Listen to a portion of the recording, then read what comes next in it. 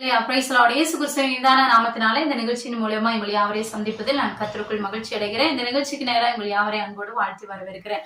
இந்த நாட்களையும் கூட நம்ம சுவிசேஷ புஸ்தகத்தை குறித்து நாம் பார்த்து கொண்டிருக்கிறோம். கடந்த வீடியோல அப்போஸ்தலன் ஆகிய மத்தேயு எழுதினதான சுவிசேஷத்தை குறித்து நம்ம பார்த்தோம். அதன் தொடர்ச்சியாக இந்த நாள்ல மார்க் எழுதினதான சுவிசேஷத்தை குறித்து நம்ம பார்க்க போகிறோம். இந்த மார்க் சுவிசேஷத்தை பார்ப்பதற்கு முன்னதாக இந்த மார்க் என்றது யாரு, எதற்காக இந்த புஸ்தகத்தை எழுதினாரு அப்படின்ற ஒரு இன்ட்ரோடக்ஷன் மாத்திரம் நம்ம பார்த்து விட்டு இந்த புஸ்தகத்துக்கு நேரம் நம்ம கடந்து போலாம். இந்த மார்க்கை குறித்து நம்ம பார்ப்போமானா, கொலைசீர் எழுதின நிருபத்துல 4வது அதிகாரத்துல 10வது வசனத்துல சொல்லப்படுகிறது, இவர் வர்ணபாவனுடைய இனத்தான் என்று அங்க நம்ம பார்க்கிறோம். அப்போஸ்தல புஸ்தகத்துல நம்ம வாசிக்கும் பொழுது இவர் பர்னபாவனுடைய சகோதரனுடைய மகன் என்று நம்மளால பார்க்க முடிகிறது. இப்படியாக இவர் பர்னபாவனுடைய ஒரு ரிலேட்டிவ் அப்படின்றத நம்ம பார்க்க முடியுது. அப்போஸ்தலனாகிய பவுல் தன்னுடைய முதலாவது மிஷனரி பிரயாணத்தின் போது எருசலேமில இருந்து கலாத்திய நாடுகளுக்கு நேராக மிஷனரி பிரயாணமா அவர் கடந்து செல்லும் பொழுது பர்னபா, பவுல் மற்றும் இவர்களோடு கூட இந்த மார்க்கும் கூட செல்கிறதாக நம்ம வாசிக்க முடியும். கலாத்திய நாடுகளை சுற்றி இருக்கிறதான அநேக பட்டணங்கள்ல இந்த சுவிசேஷத்தை அறிவிக்கிறாங்க. அதன் மூலமா அநேகர் கிறிஸ்துவை ஏற்றுக்கொண்டு கிறிஸ்தவர்களாக மாறுறாங்க. கர்த்தருக்காக வல்லமையான ஊழியத்தை முதலாவது மிஷனரி பிரயாணத்தின் போது அப்போஸ்தலனாகிய பவுலோடு கூட இணைந்து இவர்கள் செய்து கொண்டிருந்தாங்க. அப்படி செய்து கொண்டிருந்த நாட்கள்ல பெர்கேமு என்கிறதான ஒரு இடத்திற்கு வரும்பொழுது இந்த யோவான் என்று அழைக்கப்படுகிறதான மார்க் என்ன பண்றாருன்னா, அவங்களை விட்டு நான் திரும்பி எருசலேமுக்கே போறேன் அப்படின்னு சொல்லிட்டு இவர் திரும்பி எருசலேமுக்கு கடந்து வருகிறாரு. இத அப்போஸ்தலர் நடவடிக்கைகள் 13வது அதிகாரத்துல நம்ம பார்க்க முடியும். இவர் திரும்ப கடந்து வந்துட்டாரு. இவர் வந்ததுக்கு அப்புறமா பவுலும் பர்னபாவும் கர்த்தர் அவர்கள் கொடுத்த தான ஊழியத்தை அவர்கள் செய்து கொண்டு இருக்கிறாங்க.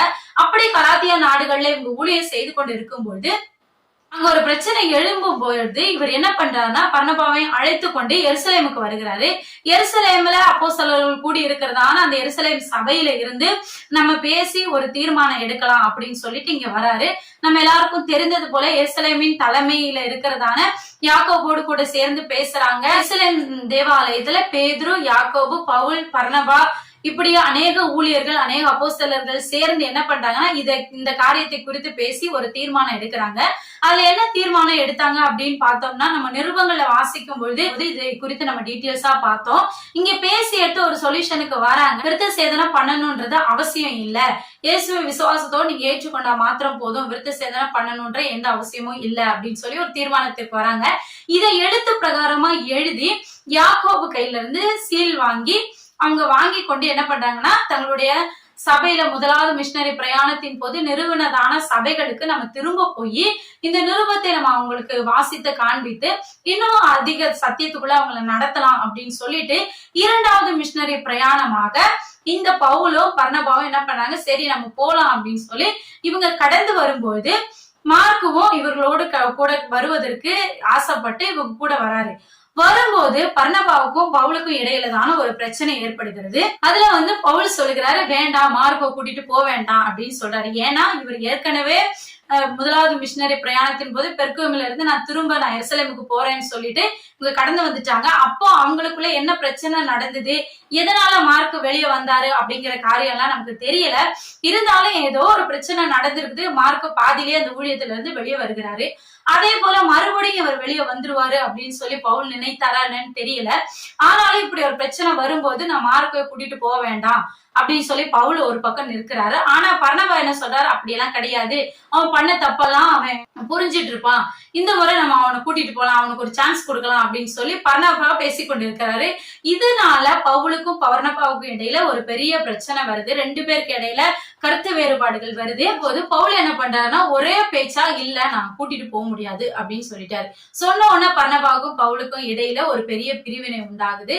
அத நம்ம அப்போஸ்தல நடவடிக்கையில 15வது அதிகாரத்துல 38வது வசனத்துல இருந்து நம்ம வாசித்தோம்னா இந்த சம்பவத்தை நம்மளால அங்க பார்க்க முடியும். அப்படியாக இவங்க என்ன பண்றாங்கன்னா 2 பேரும் பிரிந்து போகிறாங்க. பர்னபா என்ன பண்றாரு, மார்க்குவை கூட்டிட்டு தீப்புரு தீவுக்கு போகிறாரு. இந்த பவுல் என்ன பண்றாருன்னா, சீலா என்பவரை தெரிந்து கொண்டு சிசேரியா நாடுக்கு பக்கமா ஒரு ஊழியமாய் போய் விடுகிறாங்க.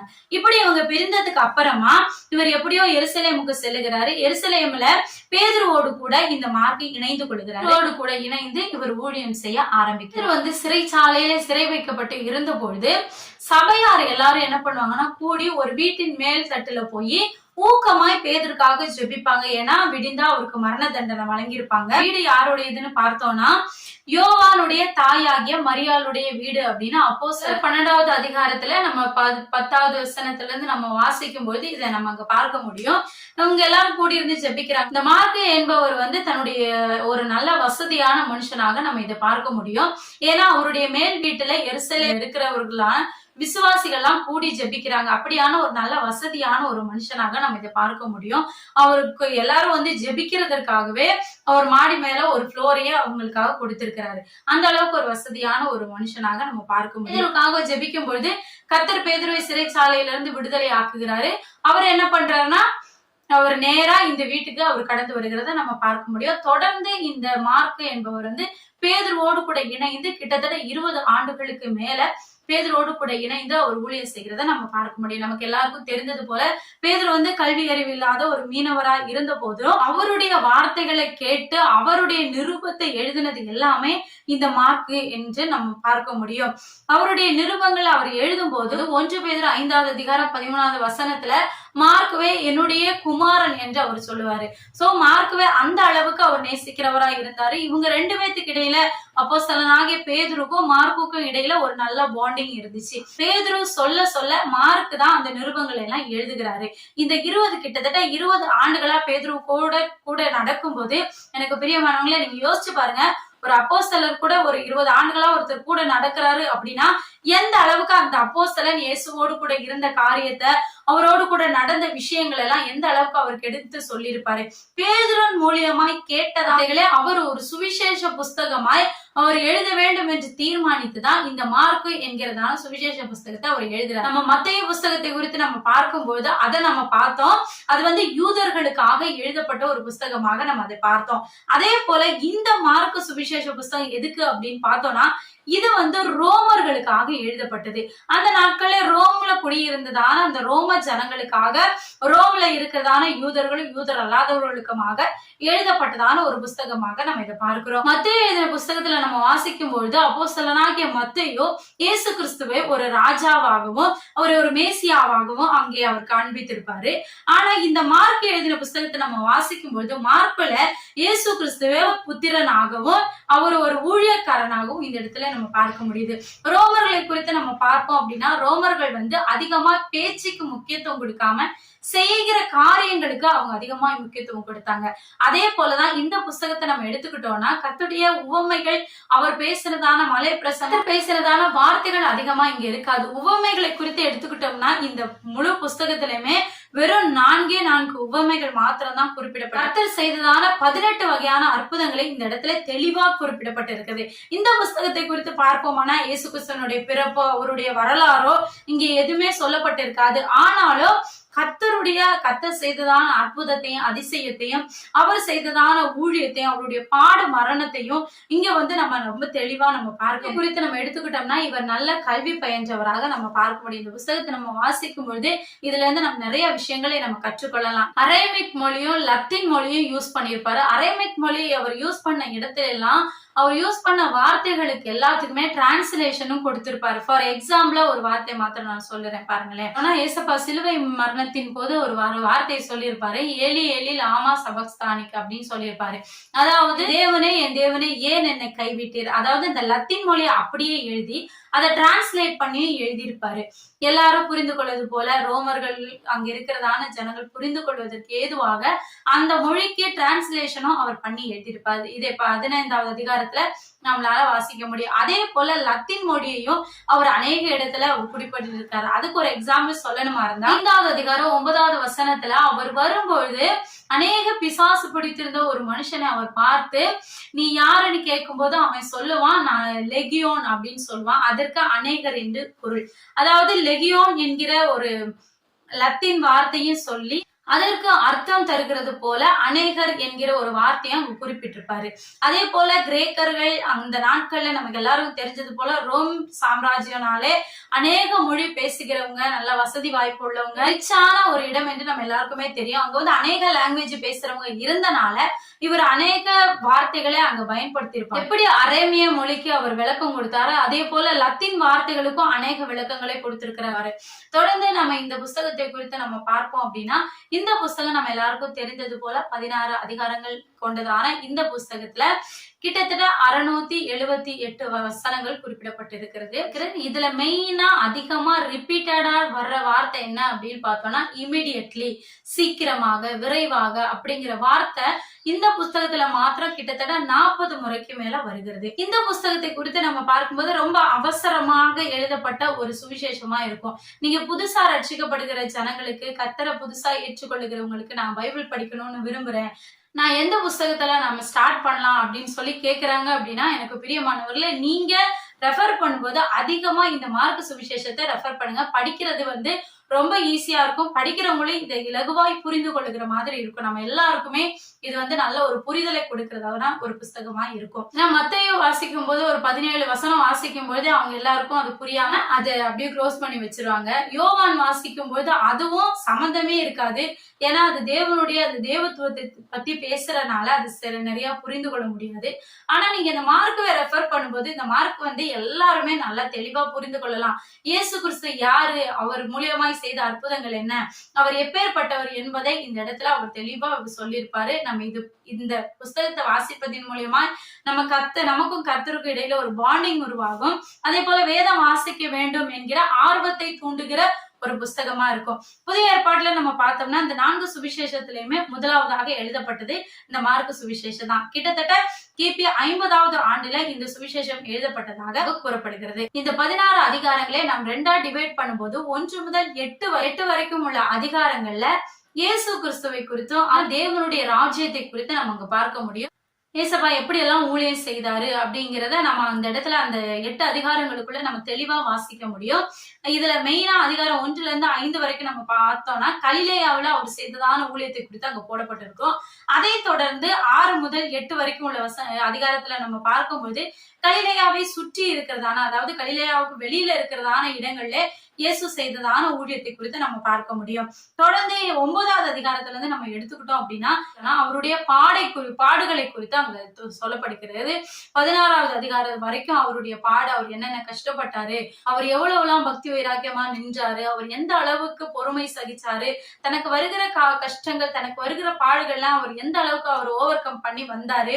அதே போல அவருடைய சிலுவை மரணத்தை குறித்தும் நம்ம இந்த 16 அதிகாரங்களை நம்ம பார்க்க முடியும். சிலுவை மரணத்தை குறித்து இந்த 16வது அதிகாரம் 8வது வசனம் வரைக்கும் நம்மளால பார்க்க முடியும். தொடர்ந்து 8வது வசனத்துக்கு மேல இயேசு கிறிஸ்துவின் உயிர்த்தெழுதலை குறித்து நம்ம பார்க்கிறோம். அப்படியாக இந்த மார்க் எழுதின சுவிசேஷ புஸ்தகத்தை அவர் எழுதி முடிக்கிறார். இந்த மார்க்கை குறித்து நம்ம பார்ப்போம்னா இவர் அநேக இடங்கள்ல சென்று கர்த்தருடைய ஊழியத்தை வல்லமையா இவர் செய்து கொண்டிருந்தாரு.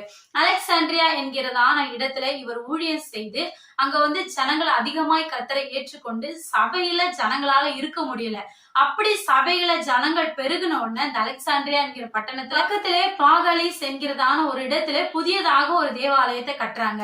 இவர் அதை பார்த்துட்டு ரொம்ப சந்தோஷப்படுறாரு. கர்த்தருக்குள்ள இந்த அளவுக்கு ஜனங்கள் வளர்கிறாங்க, அப்படி வளர்ந்து புதிய ஆலயம் கட்டுற அளவுக்கு ஜனங்கள் கர்த்தரை ஏற்றுக்கொள்ளுகிறாங்க, இயேசு கிறிஸ்துவை சொந்த ரட்சகராக ஏற்றுக்கொள்ளுகிறாங்க, எல்லாருமே விசுவாசிக்கிறாங்க அப்படின்னு சொல்லி இவர் கர்த்தருக்கு மகிமை செலுத்துகிறாரு. அப்படியே கர்த்தருக்குள்ள வல்லமையாக பயன்படுத்தப்பட்டதான ஒரு மனுஷன் தான் இந்த மார்க். இந்த மார்க்கை குறித்து நம்ம பார்ப்போம் அப்படின்னா ஃபர்ஸ்ட் 2வது மிஷனரி பிரயாணத்தின் போது 15 அப்போஸ்தல நடவடிக்கையில 15வது அதிகாரத்துல அப்போஸ்தலனாகிய பவுல் என்ன சொல்றாரு, மார்க் வந்தா நான் வரமாட்டேன், மார்க் நான் கூட்டிட்டு போக மாட்டேன் அப்படின்னு சொன்ன இந்த பவுல் என்ன பண்றாருன்னா அவருடைய நிருபங்களுக்கு அவர் எழுதும் போது, கொலேசியருக்கு எழுதினதான நிருபத்துல அவர் எழுதும் போது மார்க்கவும் உங்களுக்கு வாழ்த்துதல் சொல்லுகிறார் அப்படின்னு சொல்லி அவர் அங்க எழுதியிருப்பாரு. எனக்கு பிரியமானவர்களே, இந்த பிரச்சனைகள் நடந்ததுக்கு அப்புறமா கிட்ட ஆண்டுகள் கழித்து மறுபடியுமாக இந்த மார்க் என்ன பண்றாருன்னா பவுல் ரோம்ல சிறைப்பட்டு இருக்கும் போது இந்த மார்க்கை அவர் சந்திக்கிறாரு. சந்தித்து இந்த மார்க்கு மூலியமாய் கர்த்தர் செய்கிற காரியத்தை குறித்து அவர் ரொம்ப சந்தோஷப்படுறாரு. அப்படியாய் மார்க்கு மேல இருந்த எல்லா கசப்பு வெறுப்புகளும் மாறி அவர்களோடு கூட இணைந்து கொள்ளுகிறாங்க. பிலமோன் கடிதத்திலையும் அவர் 24வது வசனத்துல அவர் எழுதுவாரு, மார்க்கு உங்களுக்கு வாழ்த்துதல் சொல்றாரு. அதே தொடர்ந்து 2 தீமோத்தேயு போது அவர் சொல்லுவாரு, மார்க்குவே நீ கூட்டி கொண்டு வா, ஏன்னா அவன் என்னுடைய ஊழியத்துக்கு மிகவும் பிரயோஜனம் உள்ளவன் அப்படின்னு சொல்லுவாரு. பவுல் முதல்ல பார்க்கும்போது ஒரு தவறான கண்ணோட்டத்துல இவன் வேண்டாம் அப்படின்னு சொல்லி விட்டுட்டு போன பவுல் வருகிற நாட்கள்ல என்ன பண்றாருன்னா, இவரை கர்த்தர் பயன்படுத்துகிற காரியத்தை நினைத்து கர்த்தருக்கு ஸ்தோத்திரம் சொல்லி மார்க்குவே மறுபடியுமாக தன்னோடு அவர் சேர்த்துக் கொள்கிறாரு. எனக்கு பிரியமானவர்களே, நீங்களும் இந்த நாட்கள்ல யாராலையாவது ஒதுக்கப்படுகிறீங்களா? நீங்க எதை குறித்து கவலைப்படுகிறாதீங்க. ஏன்னா இந்த மார்க்கு வருகிற நாட்கள்ல இந்த அளவுக்கு கர்த்தர் இந்த மார்க்கை பயன்படுத்துவார் என்பது அப்போஸ்தலனாகிய பவுலுக்கே அந்த நாள்ல தெரியல. அதனாலதான் பர்னபா அழைத்து கொண்டு போலாம் அப்படின்னு சொல்லும் போது பவுல் என்ன பண்ணலன்னா அதுக்கு ஒத்துக்கவே இல்லை. ஆனா வருகிற நாட்கள்ல இதே பவுல் வாயிலிருந்து வார்த்தைகள் வருது, அவன் எனக்கு பிரயோஜனமானவன், ஊழியத்திலே மார்க்கு எனக்கு பிரயோஜனமானவன் அப்படின்னு சொல்லி தீமோத்தேயுக்கு எழுதினதான நிருபத்துல அவர் எழுதுகிறாரு. இந்த பவுலும் மார்க்குவே தனக்கு பிரயோஜனமானவனாக அவர் அங்கீகரித்துக் கொள்கிறாரு. பேதுருக்கு எழுதினதான நிருபத்துல அவர் எழுதும்போது சொல்லுவாரு மார்க்கு என்னுடைய குமாரன் அப்படின்னு சொல்லி எழுதுவாரு. அப்படியாக இந்த மார்க்கு கர்த்தரால வல்லமையாக பயன்படுத்தப்படுகிறாரு. பேதுருடைய மரணத்திற்கு பின்பதாக இவர் என்ன பண்றாருன்னா, மார்க்கு ஊழியத்திற்கு செல்லுகிறாரு. கர்த்தர் அவரை வல்லமையாக பயன்படுத்துகிறாரு. அலெக்சாண்ட்ரியாவில சென்று அங்க சுவிசேஷத்தை அறிவிக்கிறாரு. அதன் மூலியமா அநேக ஜனங்கள் ரட்சிக்கப்படுகிறாங்க. ரட்சிக்கப்படுகிறதுனால சபையில இருக்கிறதுக்கு இடம் பத்தாத அளவுக்கு அங்க ஜனங்கள் அதிகரிக்கும் பொழுது அவங்க எல்லாம் என்ன பண்றாங்க அப்படின்னா, பக்கத்திலே பாகலிஸ் என்கிற இடத்துல ஒரு சபையை புதிதாக கட்டுகிறாங்க. இதை பார்த்து இந்த மார்க்கு சந்தோஷப்பட்டு கர்த்தருக்கு நன்றி செலுத்துகிறாரு. நாளுக்கு நாள் இந்த அளவுக்கு கர்த்தர் வல்லமையாக இந்த மார்க்கவே பயன்படுத்தி கொண்டு வந்தாரு. அப்படியாக இவர் ஊழியம் செய்து கொண்டிருந்த போது அந்த நாட்கள்ல ஏசப்பாவுக்கு விரோதமா எழும்பினதான புற ஜாதியினர், விக்கிரகத்தை நமஸ்கரிக்கிறதான புற ஜாதியினர் என்ன பண்ணாங்கன்னா, இவங்களை எப்படியாவது, ஏன்னா இவங்க ஒரு சபை ஃபுல்லாகி பக்கத்துல இன்னொரு சபை கட்டுற அளவுக்கு இவங்க ஜனங்கள் இயேசுவை ஏற்றுக்கொண்டே இருக்கிறாங்க. இவங்க எல்லாரும் விக்கிரகத்தை விட்டுட்டு ஏசப்பா தான் கடவுள் அப்படின்னு சொல்லிட்டு வராங்க. இவங்களை நம்ம இப்ப விட்டு வைக்க கூடாது அப்படின்னு சொல்லி இவங்க எல்லாருமே அதிக கோபம் உடையவர்களா, இந்த மார்க்கு தானே இது எல்லாத்துக்கும் காரணம், இவரால தானே இந்த ஜனங்கள் எல்லாம் ஏசப்பாவை ஏற்றுக்கொள்ளுகிறாங்க, இவரால தானே இந்த ஜனங்கள் எல்லாம் அதிகமாய் விக்கிரகத்தை விட்டுட்டு இயேசுதான் மெய்யான கடவுள் அப்படின்னு சொல்லிட்டு போறாங்க, அதனால இவங்களை சும்மா வைக்க கூடாது அப்படின்னு சொல்லி இவங்க மேல ரொம்ப வெறியா இருக்கிறாங்க. கிபி 68ஆம் ஆண்டுல ஈஸ்டர் பண்டிகையும் புற ஜாதியார் கொண்டாடி என்கிற பண்டிகையும் ஒரே நாள்ல வருது. அப்படி ஒரே நாள்ல வரும்போது இந்த ஈஸ்டர் பண்டிகையை முன்னிட்டு அலெக்சாண்ட்ரியாவில கர்த்தருடைய வார்த்தையை அறிவித்துக் கொண்டு இருக்கும் போது புற ஜாதியினர் வந்து என்ன பண்றாங்கன்னா, மார்க்குக்கு விரோதமா எழும்பி அங்க இருக்கிற கிறிஸ்தவர்களை அடித்து துன்புறுத்தி இந்த மார்க்குவை ரொம்ப பயங்கரமா அடிக்கிறாங்க. அடிச்சு ரத்தம் வர்ற அளவுக்கு அவரை அடித்து கழுத்துல ஒரு கயிறை கட்டி தரன்னு ஆலயத்துல இருந்து வெளியே எடுத்துட்டு வராங்க. அங்க இருக்கிற தெருக்கள் மூலியமா இந்த எல்லாரும் பார்க்கும்படியாக அந்த இடத்துல இவர்களை இழுத்து கொண்டு வந்து இந்த மார்க்கு என்ன பண்றாங்கன்னா, அன்று ராத்திரி அந்த செராபிஸனுடைய பண்டிகைனால அன்று ராத்திரி இவரை ஒரு தீ பந்தத்தை போல உயிரோட அவரை கொளுத்தி வைக்கிறாங்க. ரொம்ப நேரத்துக்கு அப்புறமா, அதாவது அவருக்கு உயிர் போகல, ஆனாலும் அந்த தீ காயத்துல கொஞ்ச நேரம் கழிந்து அவர் உயிர் போகிறதான அந்த தருவாயில என்ன பண்றாங்கன்னா, அந்த நெருப்பெல்லாம் அணைச்சு விட்டுறாங்க. அணைச்சு விட்டு நைட்டு ஃபுல்லா அவர் அந்த தீ காயத்தோட அதிக வேதனையோட ரொம்ப கஷ்டப்பட்டு நைட்டு ஃபுல்லா அவர் இருக்கிறாரு. காலையில மறுபடியும் அவங்க என்ன பண்றாங்கன்னா, இதே காரியத்தை ரிப்பீட் மறுபடியும் அவங்க அதை செய்யறாங்க. காலையில அவரை மறுபடியுமா அதே போல தீ கொளுத்தி அதே போல கம்பத்துல அவரை கட்டி விடுறாங்க.